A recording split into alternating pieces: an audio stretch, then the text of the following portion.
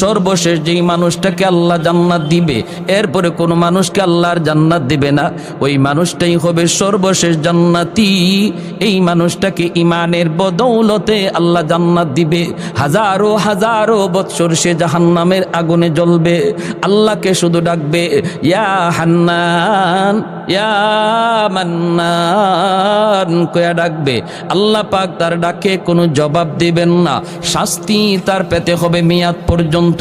মেয়াদ শেষ হওয়ার পর আল্লাহ জিব্রাইলকে বলবেন, জিব্রাইল জাহান্নামের ভিতরে যায় একটু ঢুকো, যা দেখো কে আমি আল্লাহকে এইভাবে ডাকতেছে। জিব্রাইলে আমিন তিনি জাহান্নামের ভিতরে যায় ঢুকবেন। মুসনদে আহমদ হাদিসের কিতাবের মধ্যে হাদিস কানা এনেছেন, পরিভাষায় হাদিসের পরিভাষায় এই হাদিসের নাম হাদিসে মুসালসাল বিদ্যাহেক। ভাইয়েরা বন্ধুরা, জিব্রাইলে আমিন জাহান্নামের ভিতরে যায় ঢুকলেন।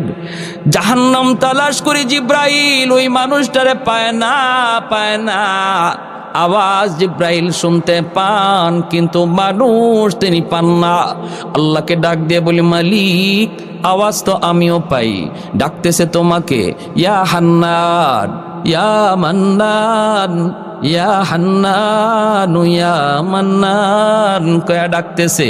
আল্লাহ বলে, জিব্রাইল তুমি পাও না? কয় না গো মালিক, পাই না। আল্লাহ বলবেন, জিব্রাইল বের হয়ে আসো, বের হয়ে আসো।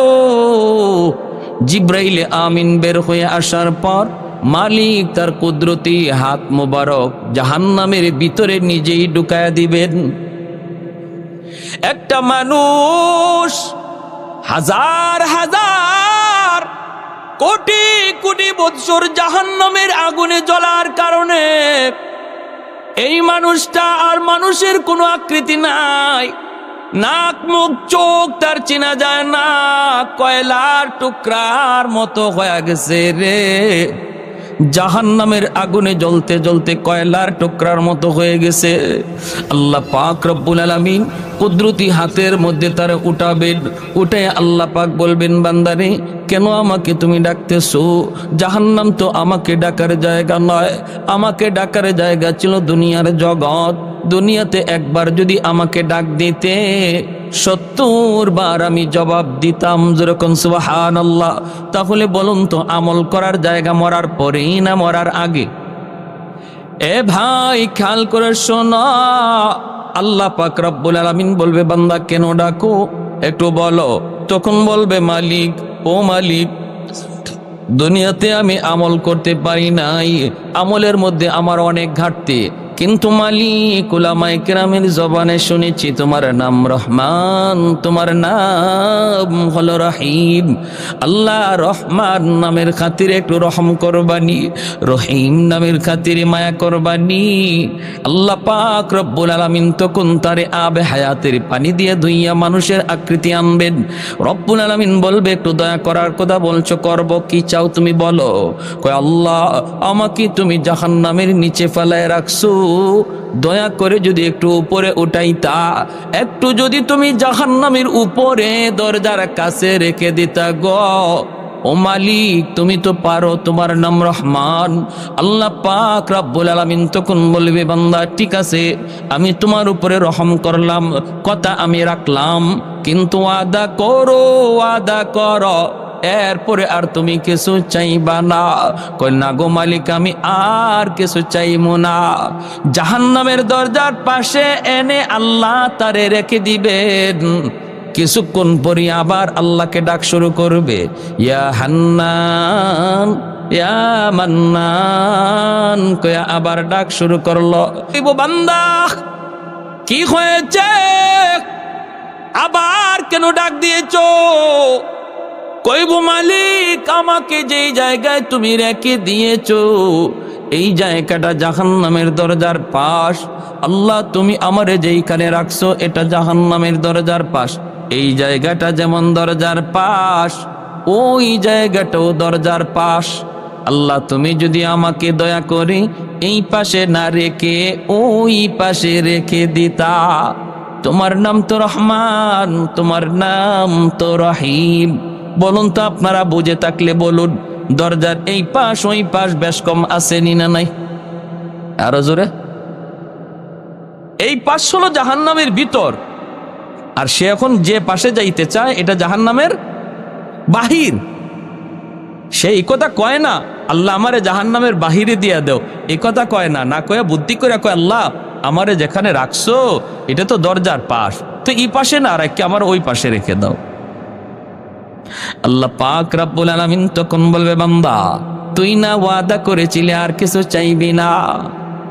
কয় মালিক আমি তোমার দয়ার কাঙ্গাল, আমি তোমার মায়ার কাঙ্গাল। আল্লাহ তুমি তো দয়া করলে কারো কাছে তোমার জবাব দেওয়া লাগবে না। রব্বুল আলামিন তখন বলবে বান্দারে ঠিক আছে তোর কথা আমি রাখলাম, দরজার ওই পাশেই রেখে দিলাম, কিন্তু ওই পাশটা তো জাহান্নামের বাহির। বুদ্ধি করে তুই কথা বলছো নে, আমি তোর কথা রাখলাম, কিন্তু ওয়াদা কর এরপরে আর কিছু চাইবা না, এরপরে আর কিছু। কয় মালিক ওয়াদা করলাম আর কিছুই চাইমু না, কিছুই চাইমু না। আল্লাহ পাকের কাছে দ্বিতীয়বার ওয়াদা করলো, আল্লাহ তারে জাহান্নামের বাহিরে এনে রেখে দিলেন। কিছু দূর যাবার কিছুক্ষণ যাবার পরেই সে তাকায়া দেখে ওই যে দেখা যায় জান্নাতের গেট, জান্নাতের গেটটা তার নজরে পড়লো। জান্নাতুল ফেরদাউস, জান্নাতুল নাঈম, জান্নাতুল মাওয়া, জান্নাতের গেটটা দেখে আবার ডাক শুরু করে দিছে মালিক। আল্লাহ পাক তখন কইব বান্দারে কেন আবার ডাক দিলি? কয় মালিক আমারে তুমি যেই জায়গায় রাখছো এই জায়গাটা জাহান্নামের ভিতরেও না জান্নাতের ভিতরেও না। আল্লাহ আমাকে যেখানে রাখছো এখানে রাখা যে কথা জান্নাতের গেটের পাশে রাখা এক কথা। ওই বুঝে আসছে আপনাদের? আমি বলি না আমাকে জান্নাত দিয়া দাও, গেটের পাশে একটু রেখে দাও, এখানে রাখা আর ওখানে রাখা এক কথা। আল্লাহ পাক রব্বুল আলামিন কয় বান্দা আমিও তো বুঝি এক কথা ওই, কিন্তু তুই না ওয়াদা করেছিলি এরপরে আর কিছু চাইবি না। তখনই কই মালিক আমি তোমার দয়ার কাঙ্গাল, আমি তোমার মায়ার ভিখারি। আল্লাহ বলেন বান্দা নে এই কথাও আমি রাখলাম, তোর জান্নাতের গেটের পাশেই রাখলাম, তবে ওয়াদা কর এরপরে আর কিছু চাইবি না। কয় মালিক আর কি চাওয়ার আছে, এত দূর পর্যন্ত আইছি এটাই শুকরিয়া, এর বেশি আর কেমনে চাইমু, আমার পুঞ্জি নাই, আমার তো মূলধন নাই। আল্লাহ বললেন ঠিক আছে ইয়াদ রাখিস, জান্নাতের গেটের পাশে এনে যখন আল্লাহ রেখে দিলেন এইবার সে জান্নাতের ভিতরটা দেখার জন্য পাগল, একটু ছিদ্র তালাশ করে, ছিদ্র দিয়া জান্নাতের ভিতরটা একটু দেখবে। আল্লাহ পাক রব্বুল আলামিনের মানসা হলো তারে আল্লাহ পাক জান্নাতের ভিতর দেখাবে। এরে যুবক আজকে কোন নেশায় পড়ে তুমি এত পাগল হইছো? কোন পাগলে তোমারে পাইছে? কোন শান্তির আশায় তুমি দৌড়াইতেছো? কোন মজা পাইয়া বেঈমানদের ষড়যন্ত্রে পা দিয়ে দিছো? জান্নাতের যে শান্তি আর নিয়ামত আর আনন্দ আল্লাহ পাক জান্নাতের গেট অল্প এক পলকের জন্য আল্লাহ গেটটা একটু ফাঁক করে দিবে তার এক নজর দেখার জন্য। সুবহানাল্লাহ জোরে কোন।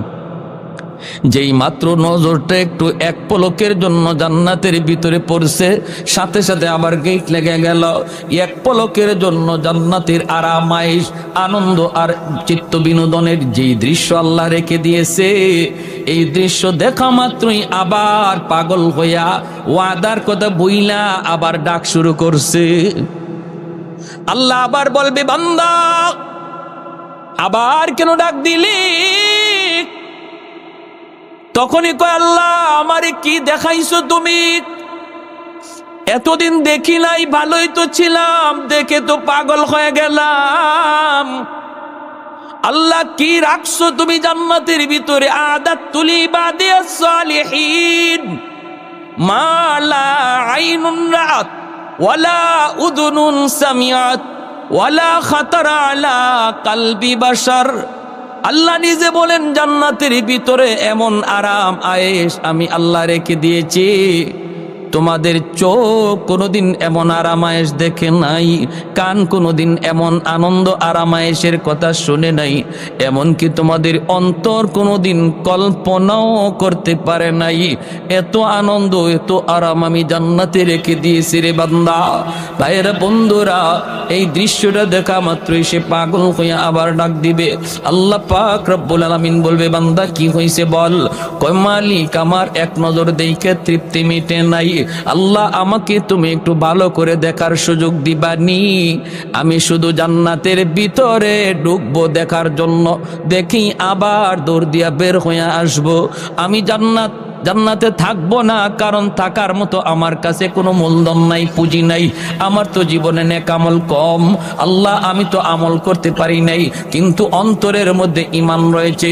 নবী বলেন, লা ইয়াদখুলুন নারা আহাদুন ফি কলবিহি মিসকালু হাববাতি খারদালিন মিন ঈমান। ঈমানের সরিষা পরিমাণ দানাও যার অন্তরে থাকবে, আল্লাহ তারও চিরকাল জাহান্নামে জ্বালাবে না। জোরে কোন সুবহানাল্লাহ। আল্লাহ পাক রব্বুল আলামিন কইব, বান্দা এবার তুই নিজে বল কতবার তুই ওয়াদা করলি আর কতবার ভাঙলি রে?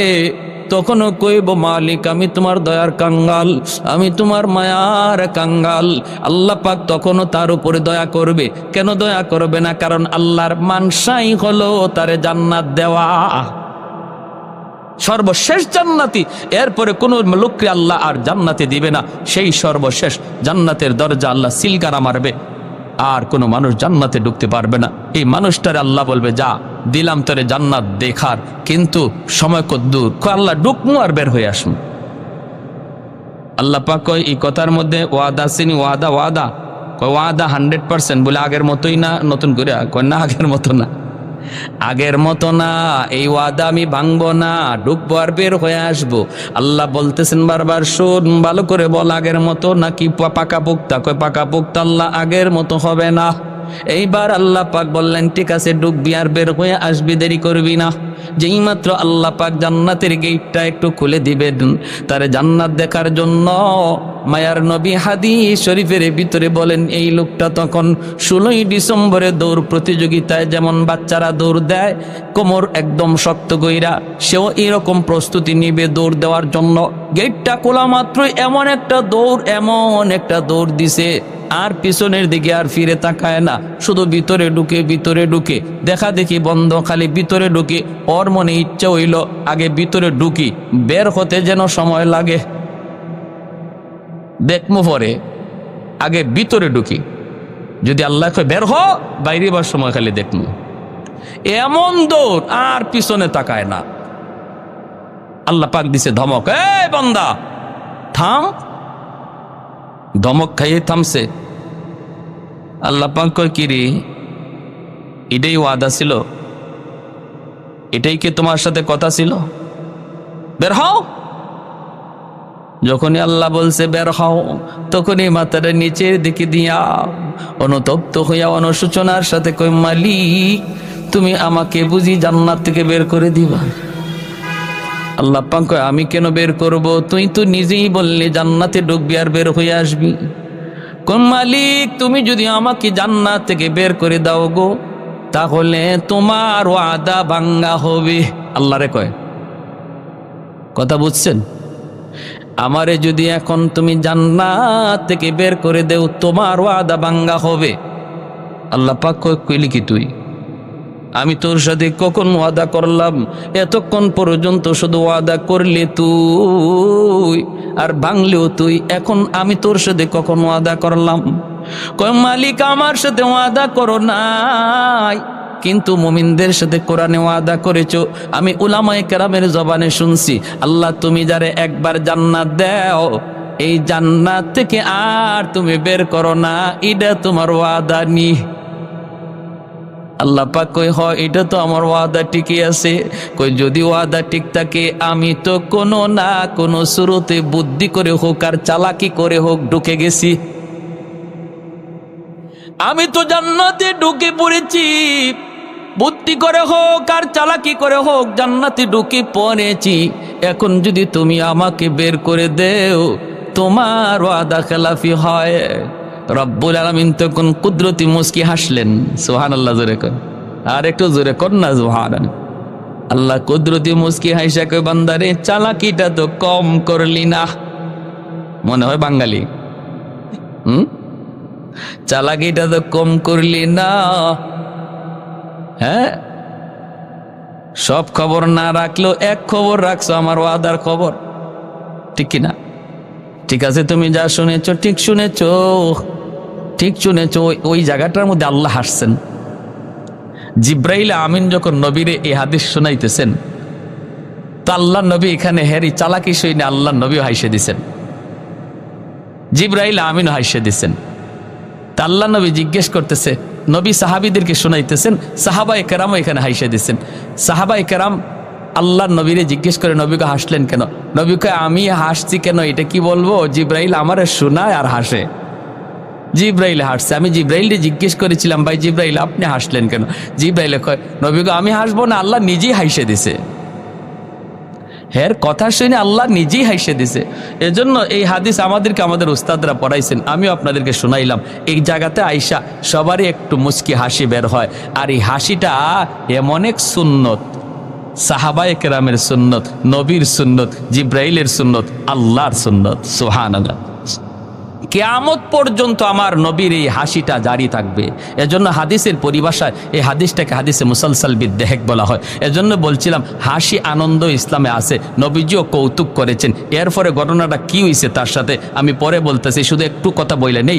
নবীজি একবার সাহাবায়ে কেরামদেরকে নিয়ে এরকমভাবে গুল হইয়া বসছেন, আর নবী বলতেছেন, সাহাবীরা শোনো, খেজুর তো মাঝখানে আছে, খেজুর খাবা ভালো কথা, কিন্তু ফাঁকে আমার কিছু কথা শুনো, দিনই আলোচনা, খেজুরও খাও, দিনের কথাও শোনো। সাহাবায়ে কেরাম গুল হইয়া বসছেন, নবীজির পাশেই বসছেন নবীজির দামান, আমাদের সিলেটি ভাষায় কয় দামান, আপনারা বলেন মেয়ের জামাই, ঠিক না? জামাতা কিনি কে? হযরত আলী রাদিয়াল্লাহু তাআলা আনহু। 4 খলিফার মধ্যে প্রথম 2 খলিফা নবীর কি হন? শ্বশুর।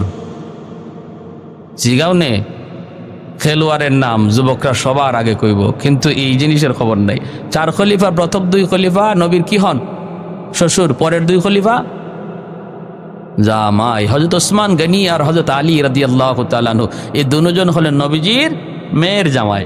আর আবু বকর সিদ্দিক আর হযরত ওমর রাদিয়াল্লাহু তাআলা আনহুমা, তারা হলেন নবীজির শ্বশুর।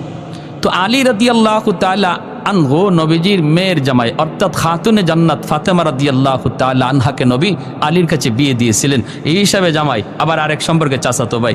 তো পাশে বসা নবীজির খেজুর খাওয়া চলছে, নবীজি দ্বীনের আলোচনা করতেছেন, সবাই আলোচনা শুনতেছে আর খেজুর খাইতেছে।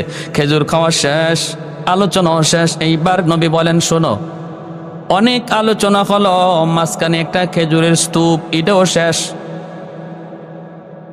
খাওয়াও চলছে, আলোচনা হইছে, এখন বোঝা দরকার কে কি পরিমাণ খেজুর খাইল, একটু বোঝা লাগবে। সাহাবায়ে কেরাম বলে, নবী গো কেমন করে বুঝবো? খেজুর তো ফেটে গেছে, কার ফেটে কদ্দুর ঢুকছে এটা বুঝবো কেমনে? নবী কই, বোঝার সুরত আছে, যার সামনে যেই পরিমাণ বিচি বোঝা যাবে সে ওই পরিমাণ খাইছে, ঠিক না? সবাই যার যার উরের দিকে তাকাইছেন, দেখেন না বিচি মিল মতোই আছে, যা খাইছেন তাই আছে। কিন্তু সবাই নজর করে যখন আলীর দিকে তাকান, দেখেন আলীর সামনে খেজুরের বিচির স্তূপ, ডাবল বিচি, গিলা দেওয়া। এখন সাহাবায়ে কেরাম চোখ বড় বড় করে ফেলছে, আরে বাপরে, আলী যে এত বড় খাদক, এটা তো আগে জানি না।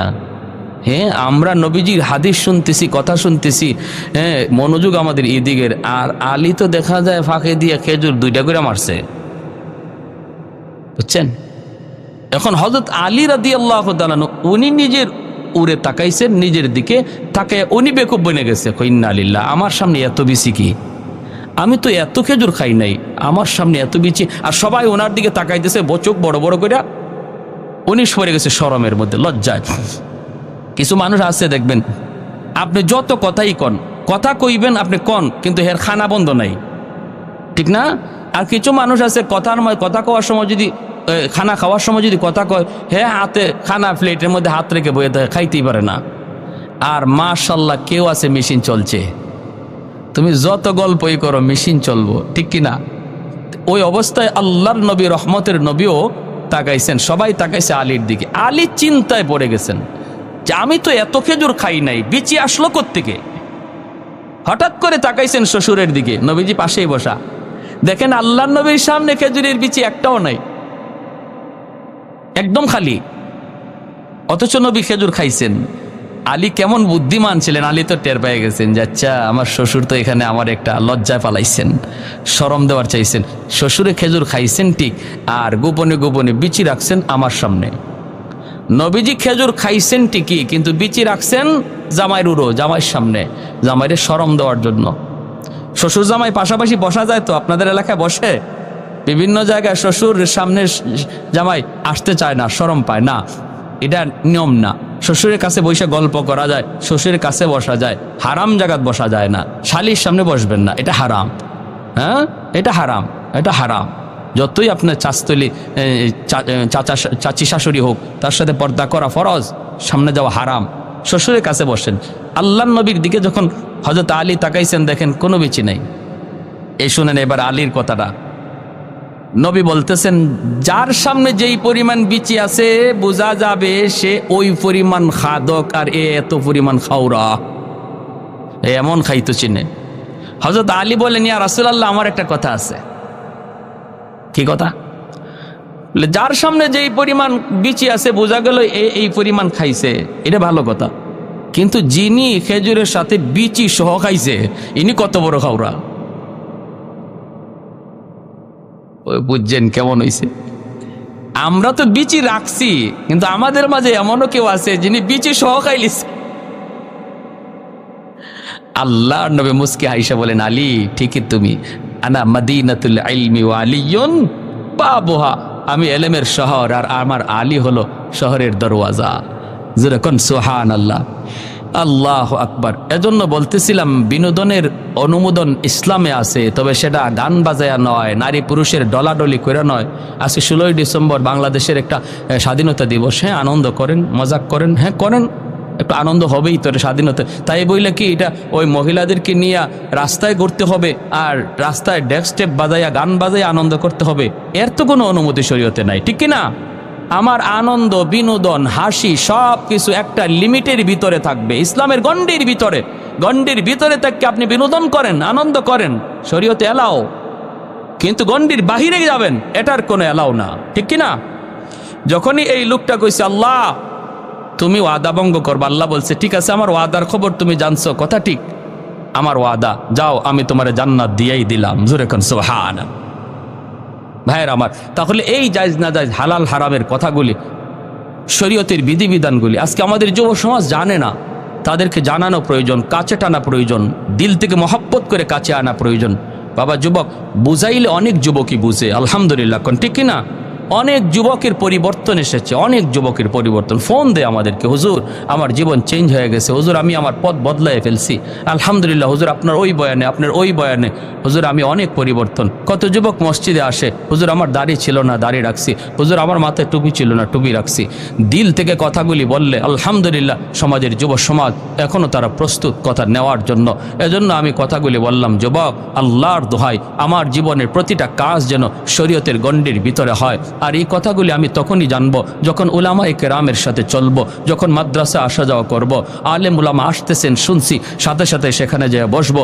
যখনই আমার অন্তরে তলব থাকবে, অন্তরে নেওয়ার ইচ্ছা থাকবে, তখন আল্লাহ আমাকে হেদায়েত দান করে দিবে। তাহলে অন্তরে তলব তৈরি করার দরকার আসেনি না নাই? কোরআন হলো রহমত, কোরআন হলো রহমত। আমাদের দুনিয়ার চুম্বক লোহা টানে, আর কোরআন হলো এমন এক চুম্বক, যেই চুম্বক আল্লাহ পাকের রহমত টানে। ঘরের মধ্যে যদি কোরআন তিলাওয়াত হয়, ঘরের মধ্যে রহমত নাজিল হয়। যেই সমাজে মাদ্রাসা থাকে এই সমাজে রহমত নাজিল হয়, যেই সমাজে উলামায়ে কেরামের কদর থাকে এই সমাজে রহমত নাজিল হয়। আলেম উলামার কদর, মাদ্রাসার কদর যারা করে এই সমাজে আল্লাহ রহমত নাজিল করে।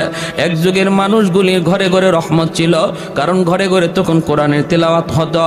হুজুররা পানি ফোড়া দিলে পরে ডাইরেক্ট অ্যাকশন ছিল।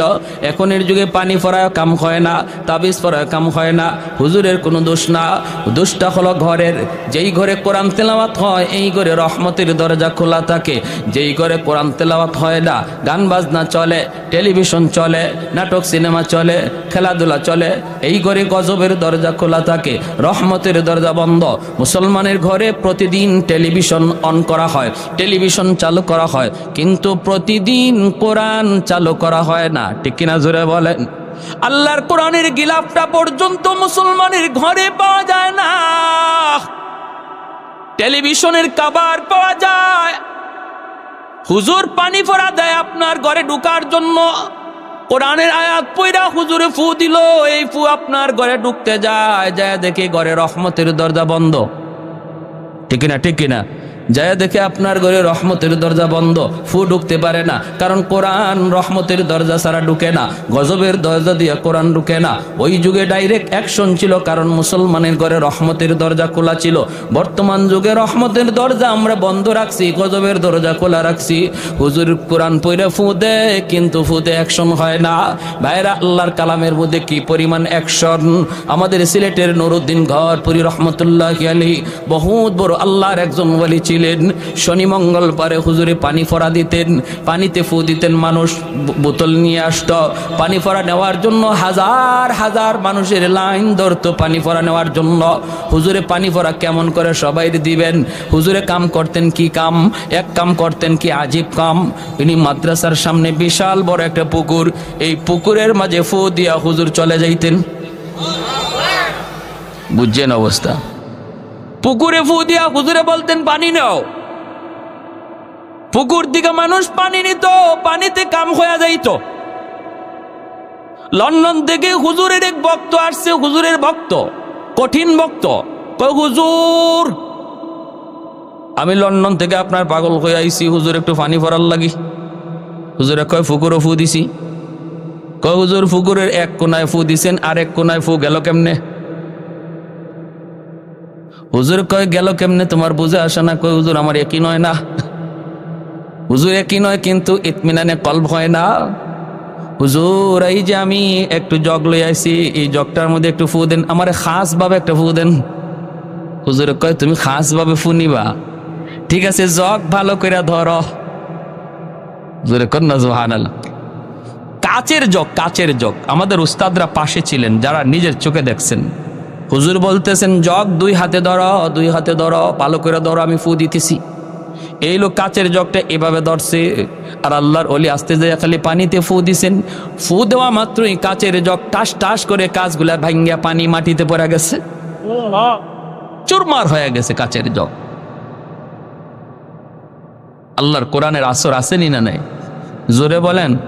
ওয়ানুনাজ্জিলু মিনাল কুরআনি মা হুয়া শিফাউন ওয়া রাহমা ওয়া রাহমাতুল লিল মুমিনিন। ফখরে বাঙ্গাল রহমাতুল্লাহি আলাইহি এক নাস্তিকে কয়, ট্রেনে দেখা, কয় হুজুর সাধারণ মানুষ আর কত দুকা দিবেন? বেঈমানে কয়, কয় কিরকম? কই যে মানুষ খুব বিশ্বাস করে আয় হুজুর একটা ফু দেন, ফু দেন, আর আপনি কি একটা বাতাস দিলেন, এই বাতাস দিয়া মানুষে আর কত দুকা দিবেন? আল্লাহর ওলি বলে বাতাসে যে কিছু আছে তুমি বুঝো না? কয় না, ওই যে আমি তো ফু দিলাম। কই কি হইল? আল্লাহর ওলি বলে ফুতে কি হয় তুমি বুঝো না? কয় না, বুঝি না। বুঝাইবেন? হুজুর কয় বুঝাইতেছি তো। ফুতে কি হয় বুঝো না? কয় না, বুঝি না। কয় বাতাসে কি হয় বুঝো না? কয় না, বুঝি না। আল্লাহর ওলি কয় তুমি বুঝবা কেমনে? তুমি তো যারর সন্তান, তোমার বাপের ঠিক নাই। ঠিক কওয়ার লাগে কই নাই, এখানে হিকমত আছে। যখনই আল্লাহর ওলি কইছে তোমার তো জন্মের ঠিক নাই, তখনই হের চেহারা লাল হয়ে গেছে। গালিটা সহজ না কঠিন? কঠিন না? চেহারা লাল হয়ে গেছে, বডিটা ফুলে গেছে, হাত মা গড়াইতেছে, ধরে লিব এখনই হুজুরে খেয়ে ফেলাইব। মানুষজন জমা হয়ে গেছে সব।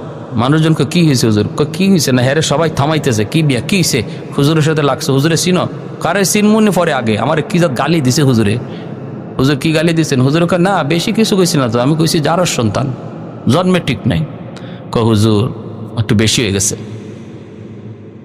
হুজুরে বলে আমি তো গালি দিছি না, মূলত গালি দিয়ে তারে বুঝাইছি বাতাসে যে অ্যাকশন আছে। কয় কিরকম? কয় দেখেন, হ্যাঁ বলছে আমরা যে ফু দেই, বাতাস দেই, বাতাসে কি আছে এ বিশ্বাস হয় না, তো আমি তার একটা বাতাস ছাড়ছি।